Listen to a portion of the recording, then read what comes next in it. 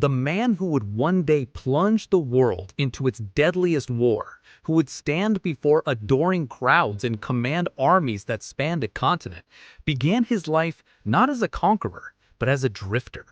Before the uniforms, before the swastikas, before the speeches that shook nations, Adolf Hitler was a tramp on the streets of Vienna, penniless, lonely, and invisible.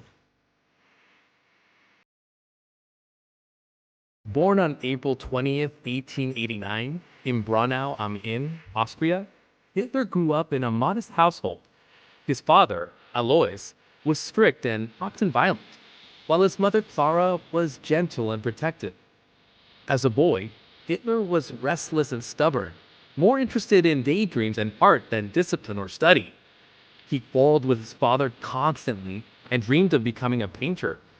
When Alois died in 1903, the young Hitler felt a sense of liberation, convinced his artistic ambitions could finally take flight. In 1907, at the age of 18, Hitler traveled to Vienna, heart set on entering the Academy of Fine Arts. He submitted his sketches, hopeful only to be rejected. The admissions panel told him his talent lay in architectural drafts, not painting. A year later, he tried again, and once again, he was rejected. Both times, his dreams were shattered. His mother's death in December 1907 compounded the blow. The one person who had believed in him was gone, and with her passing, the world seemed colder than ever. By 1909, Hitler's life had collapsed into poverty. He wandered Vienna with no steady income, no home, and no prospects. He took refuge in shelters for the homeless, slept on park benches, and lived from hand to mouth. To survive, he painted cheap postcards of landmarks and sold them to tourists. Some days he went hungry. He lined up at soup kitchens, surrounded by beggars and the forgotten, a faceless figure among Vienna's drifting poor. It was in those years that Hitler's worldview hardened. Vienna at the time was a city of contrasts, imperial grandeur and crushing poverty, glittering palaces and overcrowded slums. It was also a hotbed of political ferment. Nationalists, socialists, pan-Germans, and anti-Semites filled the streets with slogans and speeches. Hitler, sitting on park benches with nowhere to go, absorbed it all. He read newspapers voraciously, stewing in resentment and envy.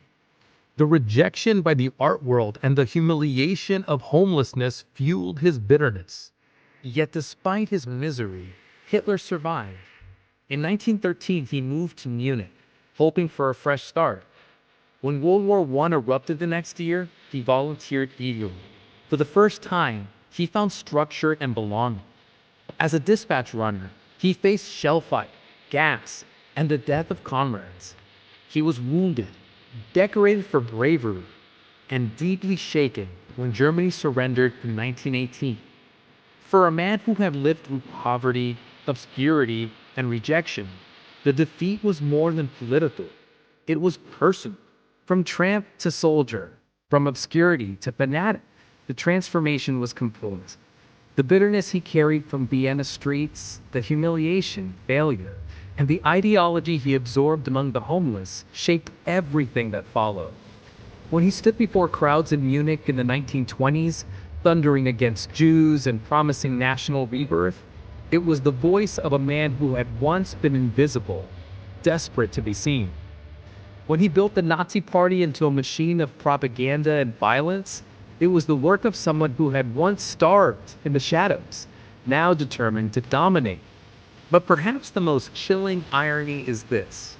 In another life, had his art been accepted, Hitler might have been remembered as a painter, a recluse with brushes instead of armies. Instead, history remembers the tramp who turned failure into fury and fury into war.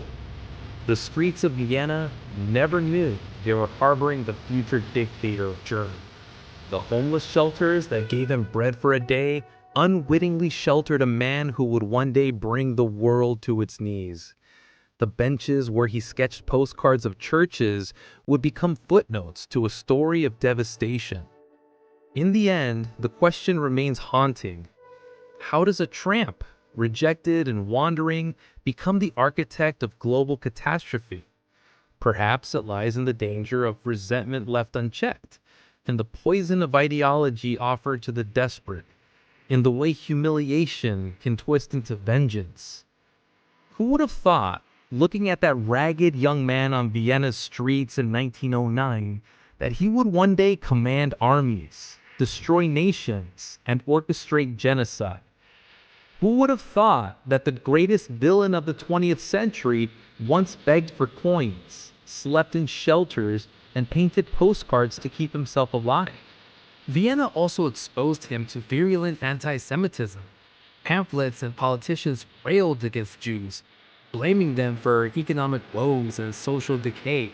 Hitler, impressionable and angry, drank in these ideas. What began as personal failure turned into a search for scapegoats. He found them in the Jews, in Marxists, in the system itself. In the dark corners of Vienna's shelters, his prejudices calcified into ideology.